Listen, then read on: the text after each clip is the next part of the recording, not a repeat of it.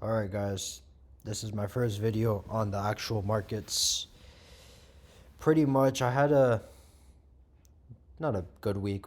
I had one loss and then one break even on Euro USD, but I had a pretty good week on futures. I won twice and I lost once. So this account is one win away from passing. This account's kind of cooked. It's break even, but with trailing drawdown, I only have like $700 left before I blow it. So I'm gonna try to pass it, or at least build that buffer back up. But this is my main priority for upcoming week.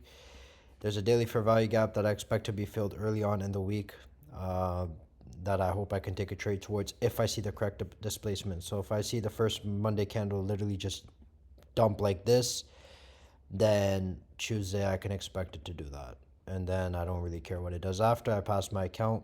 Obviously, I would expect it to go higher after this, like that, a little bit, whatever. There's going to be like a fair value gap created or anything. Uh, if you guys don't know what I'm talking about, if you're kind of new, a fair value gap is basically just imbalances in the market. So one, two, three candles, you pretty much are just marking the gap between the first candle and the third candle.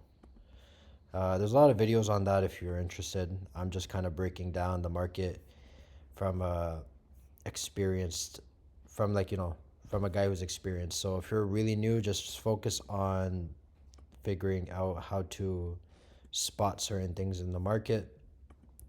Anyways, let's go back to forex. Pretty much I want to break out of this range. Trading in this range is suicide. You shouldn't be trading in it.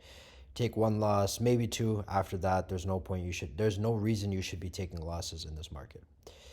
So essentially, yeah, like I took the trade around here. Let me get this long position. Took the trade around here, had stop loss like around here, and then I was targeting that. And I lost, and then I took a sell after because I expected my bias to change. Took it around here. I got in a little bit early, and then I was targeting like the lows here. Trump put me in a decent amount of profit, and then I went break even, and yeah, pretty much that was it for the week. After that, I'm like, I'm not trading in this range. I will wait for a breakout. Now, if we go to DXY, we have displace up a little bit, but again, still in a range on the 4 hour. Same thing as Euro USD. We're in the same range from here to here. So, yeah, like that pretty much. Essentially, what I want this upcoming week, we have CPI on Tuesday, I believe, and PPI on Wednesday. I want CPI to manipulate lower to solidify a low of the month, and then I want to see reaction off of that, like here-ish, and then, maybe actually, a little bit more I would want to see.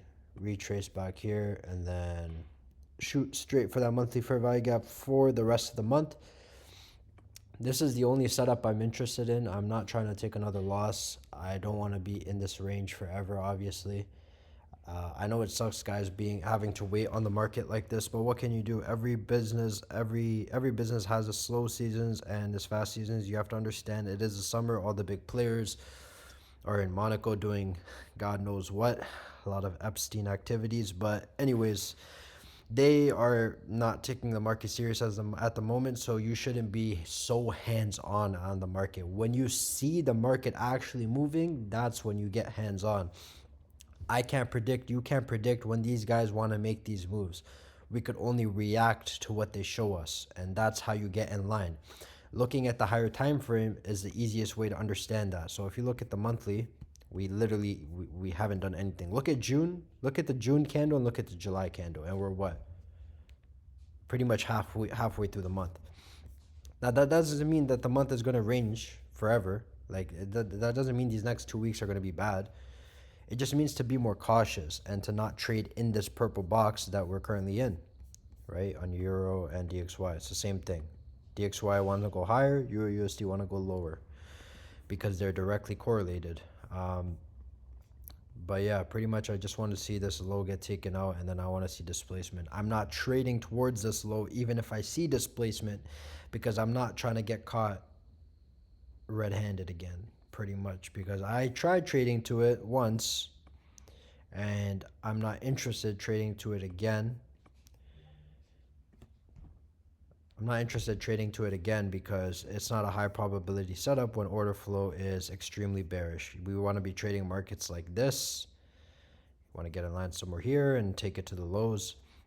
You don't want to be trading markets like this. Now, if price opened up, we went a little bit lower, and then CPI just blasted it high like this, now my bias is going to start kind of changing, right? If I see a retrace and then we go higher again, you best believe I'm taking it to these highs. I go off what the market shows me. I don't go off anything else.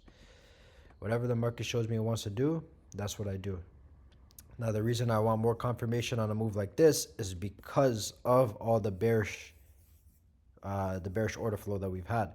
Whereas this, all I need is a little bit of displacement, especially after manipulation to this high right here. Mark it out for you guys in case you don't see what I'm seeing. Might be a little blind, but that's okay. Yeah, I wanted to take out something like this, and then I want to see rejection straight away, like in the same day, if not the next day, right away, to get into EU sells and then target the monthly fair value gap on DXY. It's going to be a generational trade if it plays out. Hopefully get my 100Ks out of drawdown. With account rotation, pretty much my 200K and my 50Ks have been taking all the wins, and then my 100Ks have been taking the losses, and that's fine. I'm not panicking. I'm not worried. I'm not crying. I'm not upset because I don't take any of this personal. If I lost everything today, I would work a job for the rest of my life like any normal person. Or I become ultra successful in this, and then I'm living a great life that I've always wanted to live. So I don't have so much pressure built up on my back to get this done, because I understand mentally the more pressure you have on trading, the harder it is to perform. So I'm not the type of guy to just lie and be like, it wasn't a bad week. It was a terrible week for forex. Terrible week. I'm not going to sit here and say, "Oh, I didn't lose. I just didn't trade." No, I lost. That's fine. Everyone loses, everyone wins, especially in the market. A win rate of 60% can make you a millionaire, and that's what you have to understand to have the patience, have the correct mindset going into trading. Because if you don't, it's going to kill you. That's pretty much it for me, guys. UFC is on soon. I'm trying to see some fades. And that's about it. Have a good day, guys. And don't be a degenerate on this upcoming week.